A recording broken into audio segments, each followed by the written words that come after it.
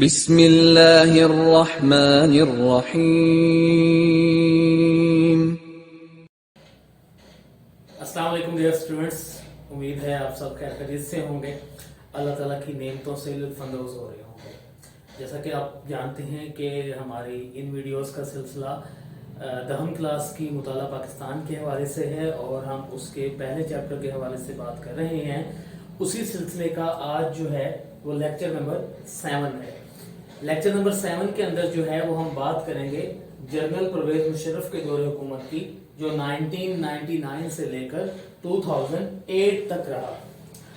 ہم اپنے پچھلے لیسن کے اندر میاں محمد نواز شریف کے دوسرے اور تیسرے دور کے بارے میں بات کر چکے ہیں، لیکن کیونکہ دوسرے دور کے بعد پرویز مشرف نے جو ہے وہ نواز شریف کی حکومت کا تختہ الٹا یا ملک میں مارشل لا نافذ کیا، تو ہم پرویز مشرف کی حکومت کے دور کے جو ہے وہ اصلاحات اور اس دور میں جو کچھ ہوا اس کے بارے میں بات کریں گے۔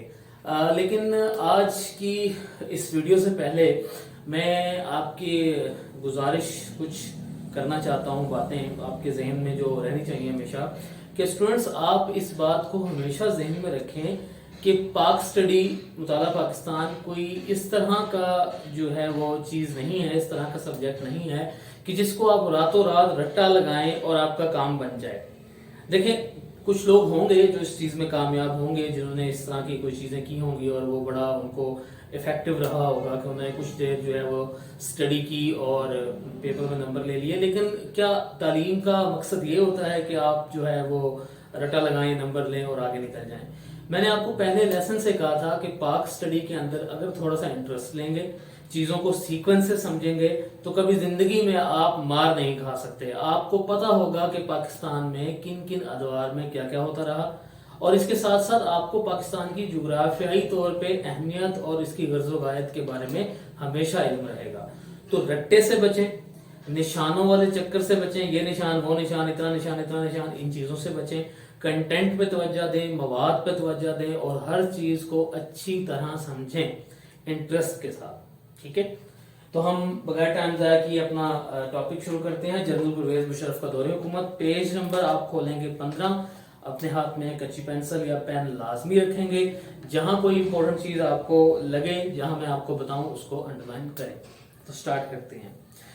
12 اکتوبر 1999 کو جنرل پرویز مشرف مسلم لیگ نون کی حکومت ختم کر کے پاکستان کے چیف ایگزیکٹو بن گئے، یعنی سب سے بڑے جو ہیں وہ ان کے ملک کے سربراہ بن گئے۔ 20 جون 2001 کو صدر پاکستان کا عہدہ سنبھال لیا، قومی اور صوبائی اسمبلیاں تحلیل کر دیں، ملک میں ہنگامی حالت کا اعلان کر دیا اور نئی انتظامیہ تشکیل پائی۔ جنرل پرویز نئی انتظامیہ تشکیل پائی، نئی حکومت جو ہے وہ تشکیل دی گئی ہے، نئے جو ہے مینجمنٹ ملک کی تشکیل پائی گئی۔ جنرل پرویز مشرف نے سپریم کورٹ سے 3 برس کے لیے حکومت کرنے کی اجازت حاصل کر لی، ٹھیک ہے؟ یہ چیز اہم ہے، ذہن میں رکھیے گا۔ انہوں نے ملک میں جلد انتخابات کرانے کا وعدہ کیا۔ جنرل پرویز مشرف کی اہم اصلاحات کو ذیل میں بیان کیا گیا ہے۔ اصلاحات کا دور چلتا آ رہا ہے، آپ نے ہر بندے کی اصلاحات کو ذہن میں لازمی رکھنا ہے۔ صنعتی اصلاحات ہیں کہ جنرل پرویز مشرف نے ملک کو معاشی ترقی کی راہ پر گامزن کرنے اور ملک میں صنعتی ترقی کے عمل کو تیز کرنے کے لیے متعدد اقدامات اٹھائے، جن میں صنعتوں کی بحالی اور سرمایہ کاری کی حوصلہ افزائی کے علاوہ سرمایہ کاروں کو تحفظ فراہم کرنا شامل تھا۔ مشرف دور کے حکومت میں ملک میں کئی نئی صنعتیں بھی قائم کی گئیں، جن میں موٹر گاڑیوں کی صنعت، موٹر سائیکل کی صنعت، چینی کی صنعت، کیمیکل کی صنعت، بنیادی ضروریات کا سامان بنانے کی صنعتیں، بجلی کا سامان بنانے کی صنعت، سیمنٹ کی صنعت اور فولاد سازی کی صنعت قابل ذکر ہے۔ یہ لازمی نہیں ہوتا کہ آپ ساری صنعتیں ہی یاد کریں، 3-4 صنعتوں کا تذکرہ بھی کافی ہوتا ہے اس کے اندر، اور یہ ایکسرسائز میں کوشچن شامل ہے اور ایکسرسائز کے حوالے سے ویڈیو میں اپلوڈ کر چکا ہوں۔ ان صنعتوں کے قیام سے پاکستانی معیشت میں بہتری آئی، بجلی کی مسلسل فراہمی کے لیے تھرمل پلانٹس کو گیس اور کوئلے کے پلانٹس میں تبدیل کرنے کے منصوبے بنائے گئے۔ اس دوران میں جی ڈی پی میں صنعتوں کا حصہ 13% کے لگ بھگ رہا۔ یہ آپ نے ذہن میں رکھنا ہے کہ جی ڈی پی جو تھا ٹوٹل، اس میں صنعتوں کا حصہ 13% تھا، صنعتوں نے اتنا اچھا پرفارم کیا تھا۔ جنرل پرویز مشرف نے نجکاری کے عمل کو تیز کرنے کے لیے نجکاری کمیشن قائم کیا۔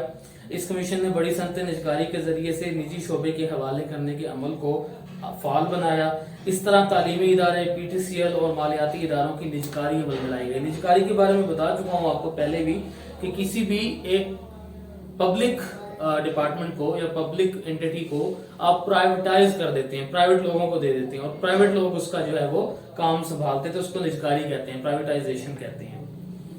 अच्छा जी, इन कोशिशों का मकसद मुल्क की माशी तरक्की के अमल को आगे बढ़ाना था।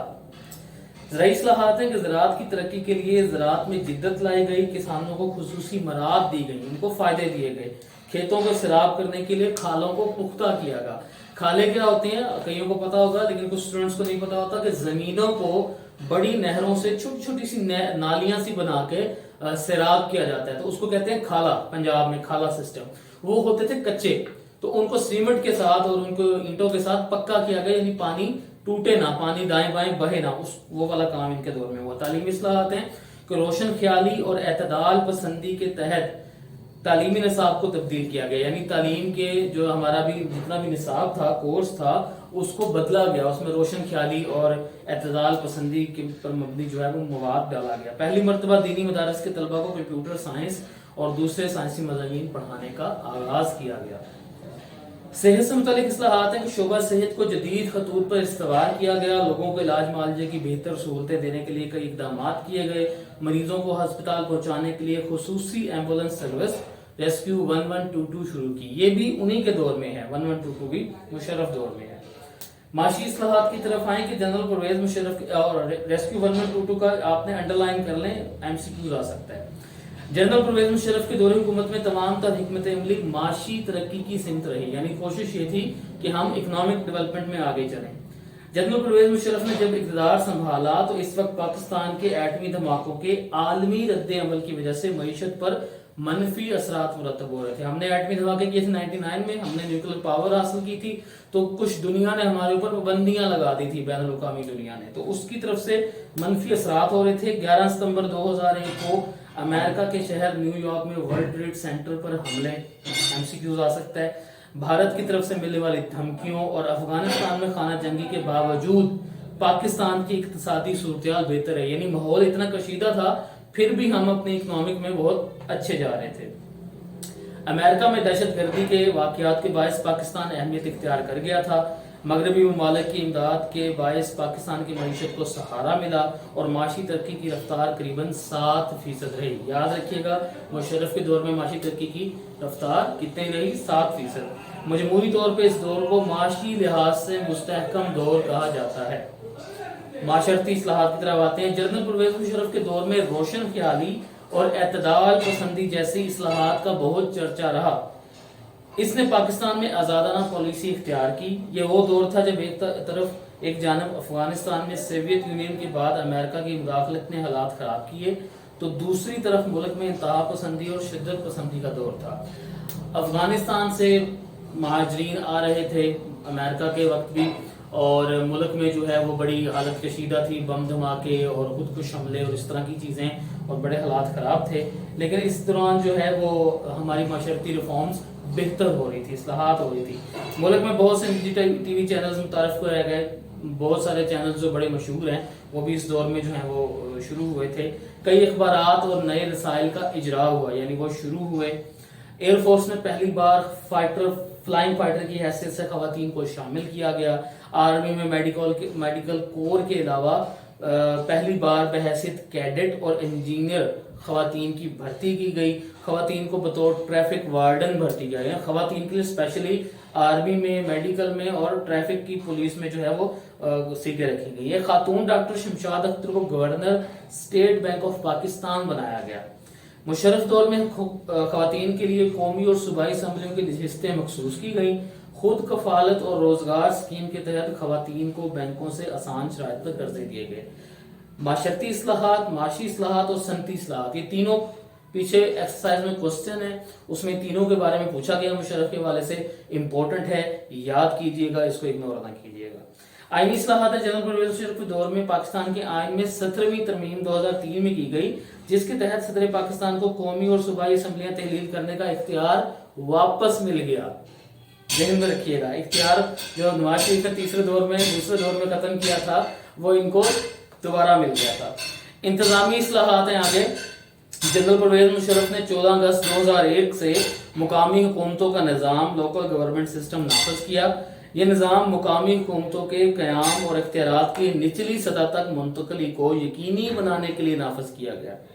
اس نظام کے 3 بنیادی مقاصد تھے، یعنی جو ہمارے عوامی نمائندے ہیں وہ تو اسمبلی میں بیٹھتے ہیں، ہم نیچے کے لیول پہ یا لوکل لیول پہ اپنے جو ہیں معاملات ہیں ان کو ڈیل کرنے کے لیے مشرف نے ایک سسٹم بنایا تھا جس کے 3 مقاصد تھے۔ یہ سسٹم ضلع ناظم، تحصیل ناظم، ڈویژنل سطح پہ اور یو سی کی سطح پہ اس طرح کا تھا۔ اس کے مقاصد کیا تھے کہ وسائل کی ضلع کی سطح پر دستیابی، مقامی معاملات مقامی سطح پر حل کرنا، اختیارات کی نچلی سطح پر منتقلی۔ یہ شارٹ کوسچن پیچھے آیا ہوا ہے۔ اس نظام کی بنیادی اکائی یونین کونسل کو قرار دیا گیا۔ یونین کونسل کیا ہوتا ہے کہ جو 2-3 محلوں پر مشتمل ایک یو سی ہوتی ہے، وہ اس کی بیسک یونٹ تھا۔ اس یو سی سے ایک ناظم سلیکٹ ہوتا تھا، نائب ناظم سلیکٹ ہوتے تھے، وہاں سے مختلف جو ہے وہ لوگ سلیکٹ کیے جاتے تھے جو ہم عام عوام سلیکٹ کرتے تھے اپنے لوکل سطح کے اوپر۔ یونین کونسل کا سربراہ ناظم ہوتا تھا۔ تحصیل یا ٹاؤن کونسل کا رتبہ یونین کونسل سے بلندتر ہوتا تھا۔ اچھا، اس کے بعد ہے تحصیل یا ٹاؤن کی یونین کونسلوں کے تمام نائب ناظمین اس کونسل کے اراکین ہوتے تھے۔ ضلع کی سطح پر ضلع کونسل کا قیام عمل میں لایا گیا۔ ضلع کی تمام یونین کونسلوں کے ناظمین ضلع کونسل کے رکن ہوتے تھے۔ ضلع کونسل کا سربراہ ناظم ہوتا تھا۔ یہ یونین کونسل، تحصیل کونسل، ضلع کونسل سٹیپ بائی سٹیپ یہ درجات تھے لوگوں کے کام، لوگوں کے معاملات جو ہیں وہ نچلی سطح پر ڈیل کرنے کے لیے۔ اب جو آخر میں بات آ رہی ہے وہ ہے عام انتخابات 2002، یعنی 2002 میں 1999 سے 2002 تک ہم مشرف حکومت کر رہے تھے، باوردی تھے، جنرل بھی تھے فوج کے اور ملک کے صدر بھی تھے۔ اب 2002 میں انہوں نے الیکشنز کروائے تو کیا ہوا؟ جنرل پرویز مشرف نے اپنے اقتدار کے 3 برس مکمل ہونے پر 2002 میں ملک میں عام انتخابات منعقد کروائے۔ صدارتی حکم کے تحت منعقد ہونے والے انتخابات میں قومی اسمبلی کے 342 ارکان کا انتخاب عمل میں لایا گیا، یعنی 342 ارکان اسمبلی منتخب ہوئے۔ 272 عام ووٹروں کے ذریعے 60 خواتین اور 10 اقلیتی نشستیں بذریعہ کوٹا مختص کی گئی، یعنی یہ پہلے ہی آلریڈی کوٹا سسٹم کے تحت ان کی سیٹیں علیحدہ کر دی گئی، باقیوں پہ انتخابات ہوئے۔ انتخابات میں حصہ لینے کی بنیادی اہلیت کم از کم بی اے مقرر کی گئی کہ جس نے بی اے کیا ہوگا وہی الیکشن لڑے گا، اور یہ شرط اب نہیں ہے، مشرف کے دور میں تھی۔ اس کے علاوہ عام نشستوں پہ انتخابات میں حصہ لینے کے لیے مسلمان ہونے کی شرط بھی ختم کر دی گئی۔ ان انتخابات میں مسلم لیگ قائد اعظم، مسلم لیگ کیو جسے کہتے ہیں، مسلم لیگ قائد اعظم نے اکثریت حاصل کی۔ بلوچستان سے تعلق رکھنے والے میر ظفر اللہ خان جمالی کو وزیر اعظم منتخب کیا گیا۔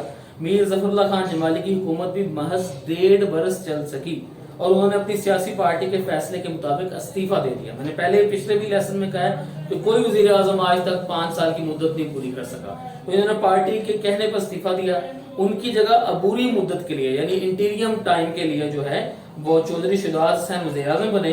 چودھری شجاعت حسین نے وزیر اعظم کی حیثیت سے حلف اٹھاتے ہوئے اعلان کیا کہ وہ صرف عبوری دور کے لیے وزیر اعظم بنے ہیں، یعنی کچھ وقت کے لیے، اور اصل وزیر اعظم اس کے بعد کوئی ہم پراپر سلیکٹ کریں گے۔ تو کیا ہوا؟ مستقبل کے وزیر اعظم ان کے وزیر خزانہ شوکت عزیز ہوں گے۔ تو شوکت عزیز کی بڑی کہانی ہے، بڑی ہسٹری ہے، علیحدہ ہم کبھی اس پہ بات کر لیں گے کہ شوکت عزیز کہاں سے آئے، کہاں سے الیکشن لڑوایا گیا اور ان کو ڈائریکٹ جو ہے وزیر اعظم بنا دیا گیا۔ یاد رکھیں مشرف کے دور میں وزیر اعظم کے اختیارات نہ ہونے کے برابر تھے، مشرف کے اپنے اختیارات بہت زیادہ تھے، یعنی کہہ سکتے ہیں کہ صدر کو اختیارات زیادہ تھے۔ شوکت عزیز ممبر قومی اسمبلی منتخب ہونے کے بعد وزیر اعظم بنے۔ جی تو یہ تھا مشرف دور۔ مشرف دور کے اندر ذہن میں رکھیے گا آپ کہ مشرف نے 1999 کے اندر، میں آپ کو چھوٹا سا خلاصہ اگر اس کا دے دوں کہ مشرف جو ہے وہ 1999 کے اندر آئے، نواز شریف کی دوسری حکومت کو ختم کر کے 1999 سے 2002 تک انہوں نے فوج کے سربراہ بھی رہے، ملک کے صدر بھی رہے۔